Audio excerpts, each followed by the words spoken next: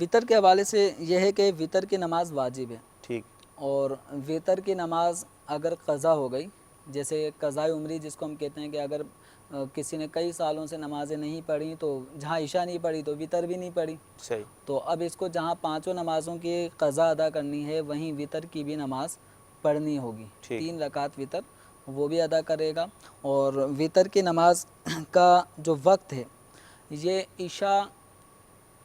کہ فرض ادا کرنے کے بعد سے اس کا وقت شروع ہو ہوتا ہے، جاتا تو عشاء کے فرض ادا کر لیے، اب وطر کا وقت شروع ہو گیا، اب اس کا وقت آخر تک رہتا ہے صبح صادق تک، صحیح، جس ٹائم ابھی ہم سحری نے کا وقت جو رمضان میں ختم، سحری کا وقت جو ختم ہوتا تھا اور ہم سحری کھانا روک دیا کرتے تھے، وہ اصل وقت ہے صبح صادق، تو صبح صادق ہوتے ہی عشاء کا وقت ختم اور فجر کا وقت شروع، ٹھیک تو ہے، فجر کا وقت شروع ہونے سے پہلے پہلے صبح صادق تک یہ وطر کا وقت ہوتا ہے، لیکن شروع یہ عشاء کے فرض ادا کرنے کے بعد بات ہوگا۔ اب کوئی رات کو بالفرض جماعت نکل گئی، اب وہ رات کو 12 بجے اگر عشاء کے فرض ادا کرتا ہے تو عشاء کے فرضوں سے پہلے، اب وہ یہ نہیں کہ 9 بجے 9:15 بجے ہمارے علاقوں میں عشاء ہو رہی ہے، جماعت ہو رہی ہے، تو چلو پہلے میں وطر پڑھ لیتا ہوں بعد میں عشاء پڑھ لوں گا، تو ٹھیک ہے، اس طرح وطر ادا نہیں ہوں گے، نہیں ہوں گے، پہلے عشاء کے فرض ادا کرنے ہیں، اس کے بعد میں اب یہ وطر پڑھے گا تو وطر مانے جائیں گے، اور فرضوں سے پہلے اگر وطر پڑھ لیے تو وہ وطر قابل قبول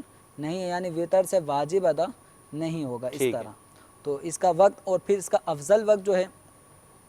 وہ یہ ہے کہ جو سو کر اٹھنے پر قادر ہو، یعنی اگر کسی کو عشاء کے فرض ادا کرنے کے بعد وہ سو جائے، سونے کے بعد اس کو اتنی اپنے بارے میں قدرت حاصل ہے کہ میں الارم وغیرہ لگا کے سوؤں گا اور یہ الارم کی آواز پہ اٹھ جاؤں گا اور صبح صادق سے پہلے پہلے میں اٹھ کر وطر کو ادا کر لوں گا، تو اس کا افضل وقت یہی ہے کہ پچھلی رات میں اٹھ کر تہجد ادا کرے پھر وطر ادا کرے۔ ٹھیک